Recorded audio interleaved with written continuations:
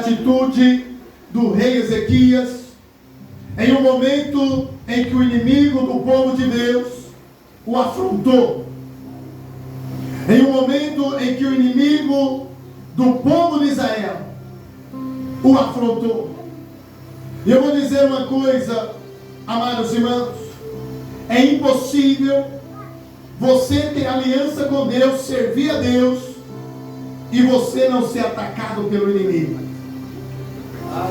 Não pense você que porque você tem aliança com Deus, porque você serve a Deus, porque você tem o teu nome escrito no livro da vida, não pense você que o inimigo, ele não vai querer te afrontar, te atacar, te ameaçar e ainda querer fazer graça. Mas nós temos muito que aprender com a atitude do rei Ezequias. Aleluia. A Bíblia vai dizer, quando você começa a ler a palavra de Deus, no livro de 2 Reis, no capítulo 18, início do capítulo 18, a Bíblia vai dizer que Ezequias, ele começa a reinar quando ele ainda tinha uma idade muito jovem. Com 25 anos de idade ele começa a reinar. E Ezequias, ele começa a reinar em uma época em que estava uma apostasia tremenda. O que é apostasia?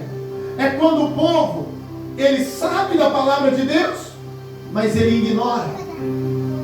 Ele conhece a lei de Deus, mas não tem temor, não tem respeito, não tem reverência. É quando a pessoa até sabe, até conhece os testemunhos, mas a pessoa faz de conta que nem existe Deus. A Bíblia diz que quando Ezequias começa a reinar, esse povo que Deus tinha abençoado, esse povo que Deus tinha escolhido, esse povo não adorava mais a Deus, não prestava mais culto a Deus. Esse povo não celebrava mais a Páscoa, não celebrava mais as festas de adoração e louvor e gratidão a Deus. Esse povo não tinha mais gratidão a Deus.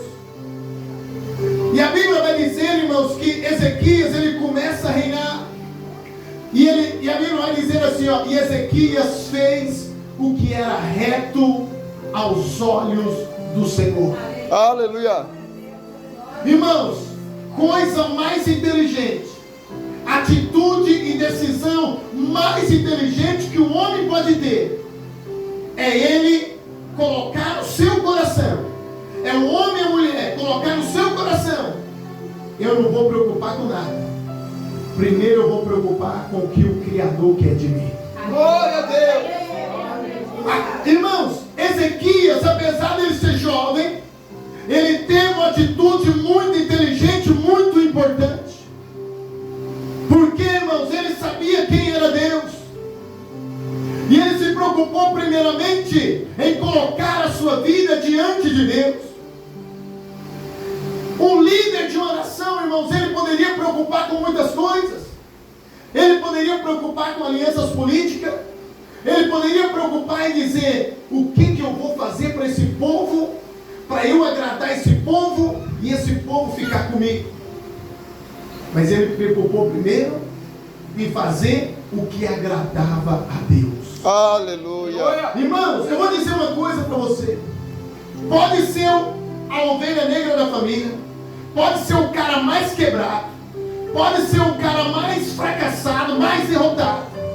Se ele colocar na tua mente, no teu coração, que ele vai honrar a Deus, que ele vai servir a Deus, que ele vai se preocupar com que Deus, quando ele para e olha para o céu, poxa, foi Deus que me deu a vida, eu vou me preocupar em honrar a Deus, em respeitar a Deus, em dar glória e louvor a Deus.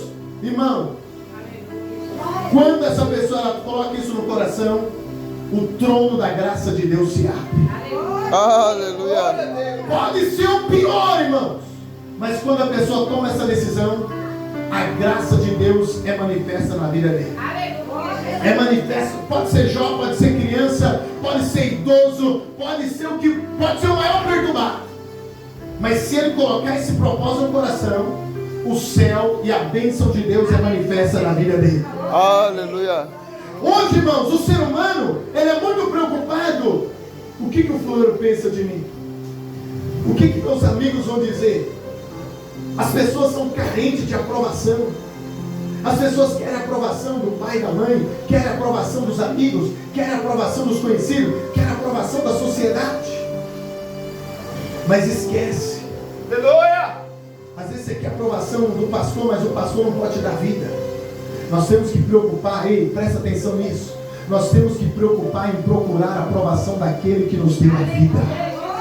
Dele, ele tem poder de dar vida e tirar a vida. Jesus falou assim: não fica preocupado e não tenha medo daquele que tem poder só de matar o corpo, mas se preocupa e tenha temor daquele que além de matar o corpo, tem poder de lançar a alma no inferno. Ei, meu amado irmão, ei, meu amado irmão, nós precisamos parar aqui, às vezes, pastor, eu já passei dos meus 25 anos, e aí, o que você já decidiu da sua vida? Pastor, eu já passei dos 30, eu já passei dos 40, eu já passei dos 50. E aí, o que você já decidiu?